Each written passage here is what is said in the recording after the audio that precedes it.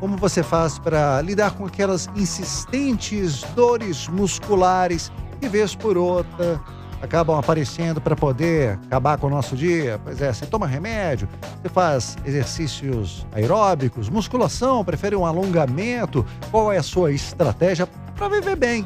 Pra viver bem, é isso aí. E a gente vai saber disso tudo agora com o nosso convidado de hoje, Boa. que é o fisioterapeuta Rodrigo Fadel, especialista em fisioterapia esportiva, fisioterapia ortopédica e traumatológica. Mestre em Ciências do Esporte, membro da Sociedade Nacional de Fisioterapia, da Sociedade Brasileira de Biomecânica, osteopata e sócio-diretor da Workout, Fisioterapia e Consultoria Esportiva. Rodrigo, seja muito bem-vindo! Boa tarde, pessoal. Tudo bem? Obrigado pelo convite aí. Vai ser uma honra poder participar. Nós é que agradecemos, querido. Valeu pela sua participação aqui. E a gente já tá querendo saber, Rodrigo, que história é essa? Porque, assim, todo mundo passou um momento, ainda está passando, né? Um momento mais dentro de casa do que fora, né? Por causa da pandemia, da quarentena, enfim. Todo mundo teve a sua rotina impactada em alguma proporção. E isso impacta no corpo diretamente, né? Sem dúvida, sem dúvida. E para nós, profissionais que lidamos com esse contexto, né, rotineiramente, também foi um grande desafio, porque a demanda aumentou de maneira exacerbada e com N situações distintas, assim, cada indivíduo trazendo uma condição específica daquele contexto na qual ele está inserido de trabalho, e isso também foi muito desafiador para a gente. A gente também teve que se reinventar do ponto de vista profissional para poder ajudar as pessoas e fazer com que elas voltassem às suas rotinas de uma forma um pouco mais tranquila em relação às dores que elas trouxeram para mim como demanda. Quais dores? Quais as demandas? De maneira geral, mas assim, se eu for pegar numa escala de quais foram mais, que chegaram com maior demanda para mim, foram questões de coluna, sem dúvida. Imagina. Então, dores lombares, dores cervicais, essas assim, elas vieram de uma maneira muito, muito frequente. Mas outras também, acho que como uma consequência até de contextos posturais, e a gente vai falar muito da questão da postura sentada, né? Joelhos também, sem dúvida, e membro inferior como um todo, ombro, cotovelo e punho também, por questões de digitação, mouse, também acabam que chegaram. Mas, sem dúvida, a coluna foi a grande campeã, assim, em termos de demanda no consultório. Porque essa história do home office, né, a gente acaba, dentro de casa, você acaba trabalhando mais, né, ali mais concentrado ali para a história render. E quando você tá fora, você levanta, toma um café, conversa com alguém. Engraçado, né? que a primeira impressão do home office, e eu tinha essa visão, home office, ninguém vai trabalhar, vai ficar todo mundo de bobeira. E ao contrário, você acaba trabalhando muito mais porque você não tem o distanciamento do trabalho para poder executar outras atividades. Então você consegue estar full time dentro daquilo. Se você tem que atingir uma meta, você vai embora naquela brincadeira e, de repente, uma postura impacta errada, total, né? Que, de repente, a pessoa pode ter no trabalho dela, vamos supor, mas não há tanto impacto porque ela não permanece daquele jeito durante tanto tempo assim. Levanta, vai almoçar, tomar um café, conversar, né? Descer a escada e tal. E dentro de casa não, né? Perfeito. A rotina ela foi impactada diretamente, então as pessoas tiveram que se reinventar e esse processo de se reinventar, na verdade, acabou prejudicando muito, porque, como vocês acabaram de comentar, a pessoa ficou literalmente full time, ela não tinha desculpa, que seja para levantar para tomar um café, conversar com os amigos, né? Ela ficou ali presa na frente do computador e, sei lá, às 7, 8 horas que ela ficava em média, ela praticamente dobrou isso. E, obviamente, que a questão financeira nas empresas fizeram com que as pessoas tivessem que justamente aumentar a sua carga de trabalho para poder tentar equalizar essa questão financeira que acabou impactando todo mundo. Rodrigo, e o que você recomendava para as pessoas, assim? Quem não tivesse tão grave, assim, né? Precisando realmente de fisioterapia e tudo. Mas uma postura correta, levantar de tantas em tantas horas. É muito importante, dicas, Fernanda. né? Dicas para as pessoas. Gente, eu vou te dar, assim, essa letra fácil. Tem muita gente que está escutando nesse momento o Radiocast e tá com alguma dorzinha. Com certeza. Tá com uma dorzinha na coluna, sabe do que a gente está falando. Sim. E talvez não seja o um caso grave, mas é o suficiente para poder estragar o dia da pessoa. Claro. Tem alguma coisa? Claro que tem. Se eu tivesse que falar assim, uma palavra que poderia ser um fator de impacto direto é movimente-se. O indivíduo tem que se movimentar. A gente tinha uma impressão antigamente de que determinadas condutas mais passivas, elas eram as responsáveis por questões de melhora. Hoje a ciência ela mostra de maneira muito clara que o que faz com que a gente tenha uma boa condição de saúde é movimentar. Então a gente tem que movimentar. E é o que a pandemia trouxe de maneira errônea, né? O indivíduo ficou muito tempo parado. Então, se eu tivesse que dar uma sugestão direta, é a questão do movimento. É fazer alguma coisa.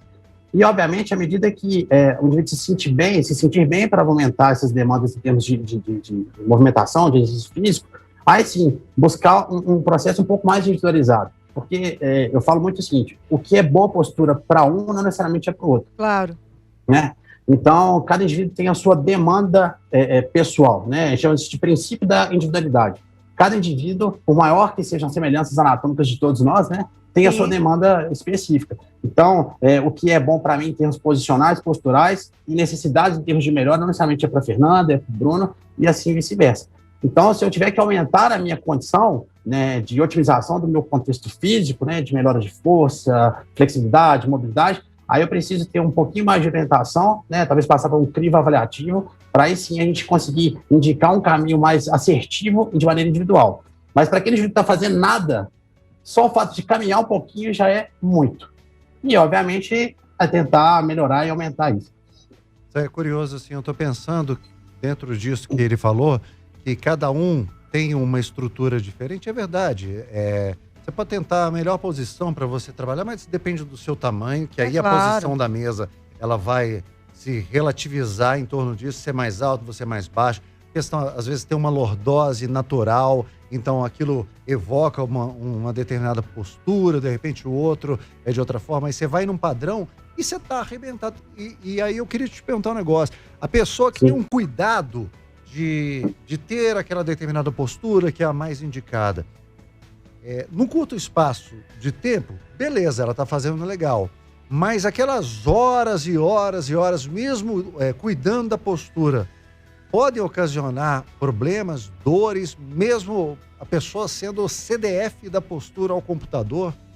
Sem dúvida, e essa é uma pergunta excelente, Bruno. Assim, o que eu costumo explicar para as pessoas? Existe um equilíbrio que o corpo busca entre o que é imposto sobre ele, eu chamo isso de demanda, em detrimento da condição que ele tem de suportar. Vamos chamar isso de capacidade, né? Então, quando a gente tem um equilíbrio entre essas duas situações, eu consigo me manter, independente do contexto, numa posição, de certa forma, confortável. Quando a minha demanda ela é muito maior que a minha condição estrutural de suportar, a chance disso, a longo prazo, remeter a um problema, seja uma dor específica ou questões de desgastes em termos de sobrecarga, é muito grande. Então, o que eu falo?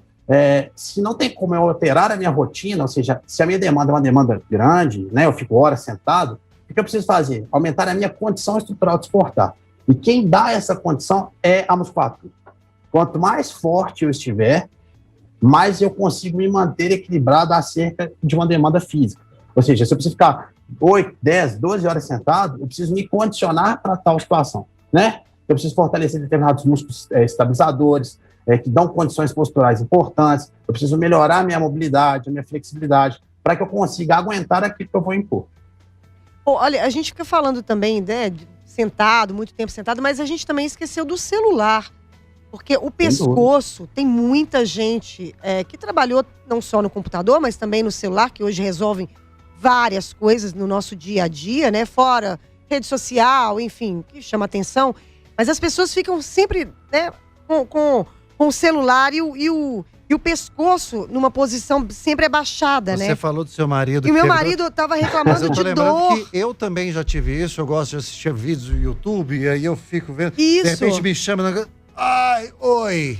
Isso é um mal também que eu acho que veio com a pandemia, porque a dor que essa história dele ficar olhando no computador, resolver a vida no computador, ou então ficar olhando rede social, respondendo as coisas, isso também foi terrível.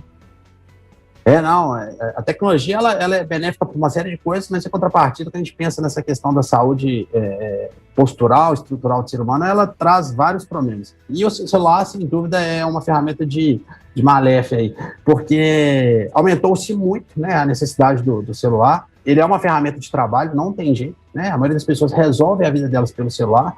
Só que ninguém entendeu que a gente não pode ficar com a cabeça baixa o tempo todo olhando o celular. Pois né? é. Isso, a longo prazo, ela vai trazer problema e muitas vezes esses problemas, quando eles se despertam, já é um pouquinho mais complicado de cuidar, né? Às vezes o indivíduo já se queixa de um problema um pouco mais chato, às vezes ele aparece com uma hernia de disco, por exemplo. Então, assim, igual eu falei, quanto mais bem preparado a gente está para um contexto de demanda física, né, ou seja sentado muitas horas, seja uma demanda física braçal, né, a gente também tem muitos profissionais que têm uma necessidade braçal de fazer um trabalho um pouco mais forte, mais pesado, o corpo tem que estar preparado para aguentar isso. Tem um estudo muito interessante no Japão que eles fizeram, que eles pegaram uma média populacional lá entre 18 e 30 anos, e eles perceberam que, numa janela, nos últimos 5, 6 anos, o crescimento de queixas acerca de dores cervicais, cérvico-torácicas, né, na região do pescoço, aumentou em quase 70% dessa população. Ou seja, se a gente faz... É a população que usa mais, né? E se a gente pensa que isso vai se perpetuar daqui a alguns anos, vão ser potenciais indivíduos com problemas mais sérios na região cervical. E é muito curioso você falar isso, Rodrigo, porque eu estava falando aqui antes que a gente já deu essa nota, quem estuda longevidade dá muito exemplo, né? O Japão, os mais velhos, no Japão, a alimentação, e que muitos deles têm a vida prolongada também porque fazem alongamentos, além da alimentação, enfim, de todo um sentido para a vida. Mas exatamente no Japão, só que são os mais velhos, que se preocupam com o alongamento, que se preocupam com a postura, entende? E é muito louco pensar que existe esse contraponto dos mais jovens usando a tecnologia e sofrendo com ela. Perfeito, o que eu falei, é a questão ruim da tecnologia, né? O Japão é o berço da tecnologia também, né? Então, provavelmente, o fato das pessoas mais velhas não terem contato com essa tecnologia toda que a gente tem hoje, eles entenderam essa situação. Já os jovens não, né? E isso é o que eu comentei. A longo prazo vai trazer problema e talvez esses novos velhos, né? Vamos colocar assim, ou seja, esses futuros idosos que hoje são jovens, provavelmente eles não vão ter, talvez, essa condição que os idosos de hoje têm lá no Japão em relação a essa questão posicional, postural. Ô, Rodrigo, eu tava pensando, você falou sobre hernia de disco e tal, e... vamos consultar agora. Aproveita! Prazer, bro. É porque eu já tive, na minha vida, eu fui o feliz proprietário de um músculo romboide. Você sabe o que é músculo romboide, Fernanda? Não faço a mínima ideia. Você é o músculo que você só descobre quando dá ruim. Sou de humanas. Não, ninguém conhece. Ou você estuda aquilo, ou dê ruim pro seu músculo romboide para que você possa conhecer. Tá, então... Ele está entre as duas escápulas, você tem dois aqui. E ele causa uma dor reflexo, porque pega em nervo, que eu sentia no dorso da minha mão, no meu braço. E aí eu estava pensando sobre essa questão de postura, da pandemia. Muita gente pode não acreditar alguma dor à sua postura, porque ela não está localizada exatamente a dor nas costas, mas pode estar, de repente, no braço ou na perna. Como é que a pessoa pode detectar que é o momento dela levantar e fazer alguma coisa, Rodrigo, quando, de repente, não está aquela dor na coluna? Eu costumo brincar com os meus alunos em sala de aula que dor, de certa forma, se a gente for analisar, ela pode ser considerada até uma coisa boa. Aí eles me olham e falam, o professor é louco, né? Interna ele. É óbvio que sentir dor é ruim, né? Mas é um sinal biológico, é a forma que o seu corpo tem de mostrar que existe um problema, tem alguma coisa errada acontecendo. E aí cabe a nós tentarmos entender quais são as causas desse problema, né? Ou seja, se é uma dor pontual, se é uma dor que se mostra de maneira irradiada, como é o exemplo que você deu agora, né, Bruno? Então, assim, a gente tem que tentar entender quais são os fatores que estão levando o indivíduo a desenvolver aquele processo. Em cima dessa análise, tentar buscar o melhor caminho. Às vezes é uma coisa extremamente simples, né? Ou às vezes pode ser uma coisa um pouco mais complexa. E não necessariamente o ponto da dor é a causa do problema. Então é assim, ó, eu vou complicar um pouquinho, mas vai ficar fácil. Vamos lá, vamos supor que eu tenho uma dorzinha de joelho, certo? Ok. Se eu acreditar o meu olhar para o joelho, na maioria das vezes, eu não vou ter sucesso. Porque o joelho muitas vezes pode ser uma compensação, exemplo, de uma alteração da minha forma de pisar, de algum desequilíbrio do ponto de vista do meu quadril, e que, como consequência, como compensação, o joelho está absorvendo ou recebendo maior essa carga. E acaba que as estruturas do joelho que acabam reclamando em função desse processo. Então, se eu olhar ou acreditar 100% da minha melhora no joelho, talvez eu não vou ter ênfase ou sucesso na recuperação. E como é comum das pessoas, quando eu tenho alguma dorzinha, fazer a automedicação, né? Então eu tomo um remedinho ali, um analgésico, um anti-inflamatório. Muitas vezes funciona só como paliativo. O indivíduo toma um remédio, aí tem uma pseudo-melhora, né? Passou o efeito da medicação, ele volta a sentir o problema. Por quê? Porque muitas vezes a causa ela é mecânica, que a gente fala, né? É um desequilíbrio, é uma fraqueza, uma alteração posicional de uma estrutura que gera uma compensação em outra. Então, é muito importante tentar entender por que eu estou sentindo dor. E aí, em cima desse contexto, a gente tentar buscar o melhor caminho para solucionar. E, na verdade, sentir dor é procurar uma ajuda, né, Rodrigo? Já procurar um especialista, né? Porque... Porque você vai ficar sentindo dor e tomando remédio, se automedicando? Não, se tem dor é porque já tem alguma coisa errada, né? É porque o pessoal vai em cima do sintoma, né? Não vai na causa. Aí que tá a treta. Perfeito. Tradicionalmente, a gente tem um modelo muito voltado para a doença, né? Então, assim, eu trato a dor, eu não trato a causa da dor. E aí, eu não vou estar sendo 100% resolutivo, né? Muito pelo contrário, eu vou comentei anteriormente, a gente vai estar vinculado só à questão passiva da melhora. E aí, quando eu vou procurar realmente ajuda, às vezes uma coisa que era simples pode se tornar um negócio um pouco mais chato, né? Um pouco mais complexo. Então, por isso que eu sempre falo, sentiu dor, opa, o corpo está mostrando, tem algum probleminha aí. Vamos tentar buscar uma melhor ajuda, um caminho um pouco mais assertivo. E, obviamente, o profissional da saúde que tem um contexto vinculado a isso é de praxe, né? O médico, o fisioterapeuta. Então, assim, buscar ajuda profissional sempre é muito importante para tentar um caminho um pouco mais assertivo aí. Ô Fê, eu queria te pedir a gentileza, no próximo bloco, a gente fazer uma espécie de terrorismo. É um terrorismo que eu acho que às vezes é necessário. Porque tem muita gente que está com essa dorzinha, está, às vezes, sendo negligente com o próprio corpo e dizendo, bobagem, vou tomar um remedinho aqui e tá suave. Na hora que voltar a dor, eu tomo outro remédio e vai de remédio em remédio, tentando lidar com isso sem ir para a causa. Daqui a pouquinho eu queria perguntar para ele as consequências, digamos assim, mais pesadas de uma negligência desse tamanho, principalmente para quem está fazendo home office, para quem está trabalhando muito com uma postura inadequada, ou mesmo da postura certa, como ele mesmo diz, mas sem cuidar do corpo. O que é que, no pesar dos pesares, na pior das hipóteses, pode acontecer com você que está achando que isso é conversa fiada? Já eu quero perguntar para ele, então, no segundo bloco, coisas práticas de colchão, que a gente não pensa. Boa. Na hora de dormir também, o quão é importante você ter um colchão mais duro, mais macio, enfim. E o tipo também de cadeira, sabe, Rodrigo? Porque a gente, por mais que seja baseado no seu corpo, no seu peso, na sua idade, enfim, tem toda uma série de coisas. Mas assim, cadeira mais dura, cadeira mais macia, cadeira mais alta, cadeira mais baixa. A mesa, por exemplo, tem que estar no seu umbigo ou não, mas, entendeu? Essas coisas mais práticas para ajudar as pessoas a lidarem com isso no dia a dia, na praticidade da vida. Estamos conversando com o fisioterapeuta Rodrigo Fadel sobre as consequências nos nossos corpos.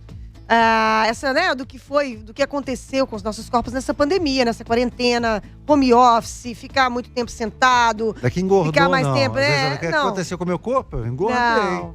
Aliás, pode ter a ver também a pessoa engordar, aumentou de peso e isso, de repente, está ocasionando pode ser. Uma série de consequências. Mas dores, a gente tem o resultado aí da nossa enquete, que foi feita ontem, a respeito disso. A gente saiu perguntando aí como é que você lida com as insistentes dores musculares. E eu gostaria que o Rodrigo prestasse bastante atenção nessa resposta aí. Como são respostas anônimas, ninguém quer fazer média, ninguém precisa. O cara vai lá no que ele faz. Então, 9,09% aposta em exercícios aeróbicos, ou seja, um esporte, algo para se manter em movimento. O empate, 22,73% entre musculação e alongamentos. E a maioria, 45,45%, aposta nos remedinhos para poder lidar com as dores, Rodrigo. Segura essa, Rodrigo! Pois é, o que a gente comentou no bloco passado, né? Ainda existe essa cultura de se lidar com a dor com a utilização de medicamento. E aí eu vou insistir de novo na questão do fato de ser paliativo. Infelizmente, gente, a medicação ela só vai minimizar os efeitos da dor. E o fator causal, ou causais, né?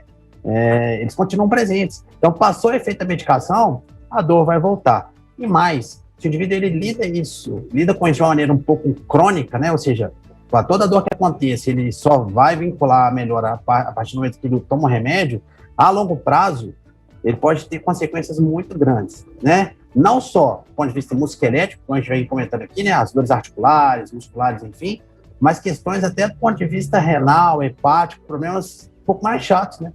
Então, infelizmente do próprio remédio, né, Rodrigo? Exatamente, a sobrecarga hepática e renal acontece justamente pela cronicidade do uso da medicação. Gente, então fica a dica aí. Sem usar medicação por conta própria, né? É o que a gente já tinha falado. Sentiu dor é porque alguma coisa não tá legal. Então já procura de uma vez um especialista para saber o que é, porque é o nosso corpo, né, gente? É o nosso templo, é a nossa casa. Boa, Fernanda. Ô, Rodrigo, você quer... A gente já estava falando aqui que ia colocar terrorismo na galera, mas eu acho que... Acho importante. O que saudável. O Bruno tá querendo tacar o terror aqui na galera, mas assim, em linhas gerais, o que pode acontecer se você... se você não procurar um especialista, né? Eu quero piores cenários. Um profissional, né? Vou ver se eu consigo satisfazer em linhas gerais, então, desse terrorismo. A própria hérnia de disco, ela é uma condição crônica, né? Então, se a gente for pensar que o disco intervertebral, ele, na sua concepção, ele nasceu para receber carga, mas uma carga equilibrada, homogênea, né? Com o passar dos anos, o indivíduo tendo sobrecargas posturais, fraquezas, equilíbrios, aquele disco ele vai sofrer uma pressão, uma compressão, uma sobrecarga de maneira errônea e vai começar a se romper e ter todo o contexto da hérnia discal.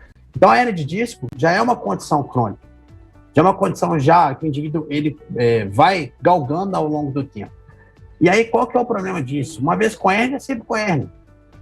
Né? A hérnia ela não tem uma reparação tecidual estrutural, o disco não volta à sua conformação normal.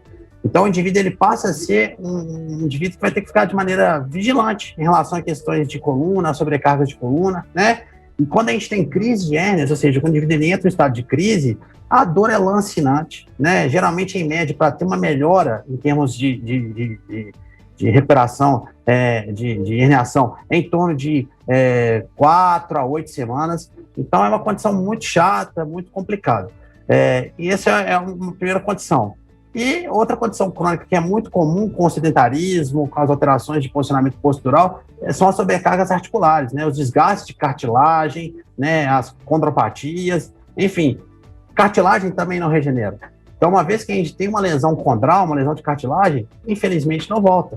Então, o indivíduo que a longo prazo não se cuida, ele é um sério candidato, vamos colocar assim, a uma futura prótese, a uma futura condição um pouco mais complicada e que vai gerar uma série de limitações. Exemplo, o indivíduo protetizado, ele vai ter muita dificuldade de uma rotina esportiva, né? Ele vai ter muita dificuldade em executar exercício ou padrão de movimento em função da prótese. Então, esperar ter uma prótese para poder buscar uma melhora, esperar ter hérnia para buscar uma melhora. Então, assim, o olhar tem que ser preventivo.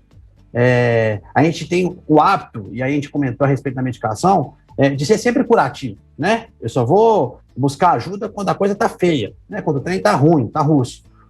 Não. O primeiro sinalzinho, o primeiro sintoma, a primeira situação de dor que apareça ali, é igual eu comentei anteriormente, já é um sinal que o corpo está mostrando já é uma condição que o corpo está mostrando que a gente precisa começar a pensar em olhar. E aí sim, olhando, entendendo o contexto, quais são os fatores que estão levando àquela condição, é buscar o melhor caminho para poder sanar todos eles e trabalhar de maneira preventiva. Fernandinha, a gente falando sobre pandemia, obviamente muita gente ganhou sobrepeso durante a pandemia. E o Rodrigo falando sobre a pressão nos discos, esse sobrepeso ele pode somar a uma rotina de vida que impacte na estrutura dele, nas costas? Diretamente, Bruno, diretamente. O sobrepeso é uma condição direta, correlacionada diretamente às sobrecargas nas estruturas corpóreas. A gente fala o seguinte, tirando questões traumáticas, né, assim, um acidente, a gente fala que não existe uma relação linear de causa e efeito. Assim, é só o sobrepeso que é a causa dos problemas? Não. É um somatório. Então, o sobrepeso, a fraqueza, a falta de flexibilidade, de mobilidade, tudo isso somado, ele gera uma condição. Mas existem fatores que são mais determinantes, né? Eles contribuem mais para o processo. E o sobrepeso é um deles, sem dúvida nenhuma. Agora vamos para o lado prático. Vamos lá. Tá com o terror, Sim. Agora eu quero o lado prático. Agora a solução. Agora a solução. Resolutividade. Vamos lá. Produtividade. Eu quero saber o seguinte, a gente tá falando aqui de postura, né? Você tá lá no computador, na sua casa, todo mundo trabalhando, olhando no celular, e enfim. Qual é uma cadeira correta, assim, no geral? Claro que você tem as cadeiras anatômicas de escritório, enfim. As cadeiras gamers, eu sou louco. Né? Tem toda uma gama de cadeiras aí no mercado, enfim. Mas pra pessoa prática, pega ali na cozinha, tá ali na mesa, o computador tá na mesa ali da sua sala de jantar, você tá resolvendo sua vida ali. Bota uma almofada embaixo, não, atrás. Como é que a pessoa senta? Banco. Tem gente que vai no banquinho, Fernanda. Mas é isso. Eu quero saber se tá certo. Uma pergunta ótima, assim. É claro que, igual eu comentei anteriormente, quanto mais individualizado é o processo, melhor, né? Então, se eu pensar assim, vou fazer um estudo ergonômico, e vou ver qual que é a melhor posição da minha cadeira, altura do computador, posição de mouse, esse era o melhor cenário, né? Mas vamos supor que eu não consiga fazer esse estudo ergonômico, eu preciso me posicionar um pouco melhor em casa, dentro do que eu tenho. O que eu sugiro para as pessoas? Que tenha uma cadeira que ele consiga ter os pés apoiados e as costas totalmente recostadas na cadeira, né? Ter 2 ângulos de 90 graus em quadril e joelhos, ele se manter com um posicionamento, de certa forma, melhor alinhado. O computador, o olhar, a horizontalidade do olhar no meio da tela, que vai obrigar ele a ficar com o tronco um pouco mais ereto, ou seja, não vai ficar nem com a cabeça tão baixa, nem tão alta, né? E o mouse e o teclado, se for um desktop convencional, mais próximos dele. Porque quanto mais afastado é o teclado, mais eu tenho a tendência a ir para frente, a ficar com o meu tronco flexionado. E isso, obviamente, com o passar das horas, vai levando a problemas posturais e as dores vão começando a acontecer. Se é o notebook, por exemplo, que aí já não tem como fazer muito isso, hoje a gente tem algumas ferramentinhas que a gente coloca por debaixo dele, né, e deixa ele numa posição um pouco mais confortável para poder digitar com esse posicionamento do tronco e dos braços. Então, é um suportezinho que você coloca embaixo, que você consegue reclinar ele, né, alterar a posição de altura e tal. Então, essa é uma sugestão básica que vai ajudar muito a atenuar essas dores aí em termos posturais. Aí você trabalhou, e aí você vai dormir. E aí eu quero saber, mito ou verdade? Colchão duro é melhor ou não para coluna, para postura, enfim? Só para somar, Fernandinha, a participação aqui, fazendo justamente essa pergunta. Boa tarde, gostaria de perguntar sobre câimbras. Tenho a noite dormindo, o que pode ser? Vou responder primeiro a da cãibra e depois eu te respondo, Fernandinha. As câimbras, na verdade, elas são uma condição, elas aparecem por 2 motivos, basicamente. Ou por uma questão de fadiga daquela musculatura, justamente por fraqueza, né? E uma questão de flexibilidade daquela musculatura. Aquela musculatura está o tempo todo em contração, em rigidez. Às vezes, justamente pela questão posicional. Quer um exemplo? Se eu fico muito tempo sentado, muitas horas sentado, a musculatura posterior da minha coxa fica muito encurtada, muito na posição de encurtamento. Então, quando eu exijo um pouquinho dessa musculatura, ela acaba respondendo justamente por estar encurtada, por estar numa condição, entre aspas, mais fraca, de uma maneira um pouco mais ríspida, ou seja, ela gera esse desconforto justamente pela falta de mobilidade, flexibilidade e, obviamente, por fraqueza. Então, o que eu sugiro? Tanto o trabalho de flexibilidade quanto o trabalho de força para minimizar os efeitos da cãibra. Tem outro contexto que justifica a cãibra, que é a questão nutricional. Aí foge um pouquinho da minha ossada, né? Mas algumas questões de déficit nutricional podem influenciar. E aí fica a dica, tá? Anti-inflamatório influencia muito para questões de cãibra e dores musculares também. Rodrigo, mas eu tomo anti-inflamatório para aliviar a dor muscular. Mas o uso crônico de anti-inflamatório pode gerar efeitos deletérios do ponto de vista muscular. Então, respondido. Fazer um alongamento, né? Fazer um alongamento também é muito bom. Isso. Né? Então, hoje você tem, justamente vamos pensar a parte boa da tecnologia, que a gente só está batendo, né? Mas vamos pensar a parte boa da tecnologia. Hoje você tem vários cursos online de flexibilidade, yoga, né? Eu sei que a Carol tá aí, né? A Carol Rasch, que dá uma série de dicas aí. Sim. Você tem grandes profissionais de educação física, fisioterapia, que dão sugestões em relação à questão de exercícios posturais, posicionais. Então, a gente também tem a parte boa da tecnologia, que em casa, às vezes, com pouquíssimo recurso, você já consegue ter uma condição muito melhor, né? Então, igual eu falei, gente, começar a movimentar, né? De alguma forma, hoje não tem desculpa para não fazer. A sala de casa hoje virou uma grande academia quando você está interessado, né? Verdade. Rodrigo, e quando o movimento não é uma opção, pergunta da Fernanda, na hora do sono, do colchão, tal do colchão duro, que o bom é dormir numa tábua. No estribo. Já diziam nossos avós. Na verdade, isso de certa forma é mito, assim. Nem o colchão duro demais, nem mole demais, eles são benéficos. Muito pelo contrário, né? A gente fala hoje que, se a gente tivesse que fazer uma escolha, é um colchão de média densidade. Um colchão com uma rigidez média. E aí fala assim, qual que é a melhor posição para dormir? Que eu oriento para os meus pacientes, assim, a mais confortável que você consiga encontrar. Mas por quê? Porque na fase REM do sono, quando a gente está no sono profundo, a gente não sabe como é que a gente está dormindo. Você está de lado, está de barriga para cima. Então, isso é mito, tá, gente? Não existe boa postura para dormir. Existe a postura mais confortável e você estando bem preparado para uma boa noite de sono. Fazendo práticas físicas regulares, né? A gente acabou de comentar. Quando você está forte, bem flexível, né? Com o corpo preparado para o contexto que você coloca, o sono ele é só um grande descanso. Né? É só um grande descanso. E aí depende da posição que você fica. Eu tenho todo um aparato de travesseiro. São 3 travesseiros. Um vai entre as pernas, um na cabeça e outro abraçando, estabilizando. Por causa dos músculos romboides. Não que eu ainda tenha problema, mas é só para estabilizar, para não fechar e pegar algum nervo. O meu é entre as pernas, porque eu fiz remo durante muito tempo e tive problema no quadril. E é muito interessante você ter falado lá atrás, né, no outro bloco, porque o que me salvou foi musculação.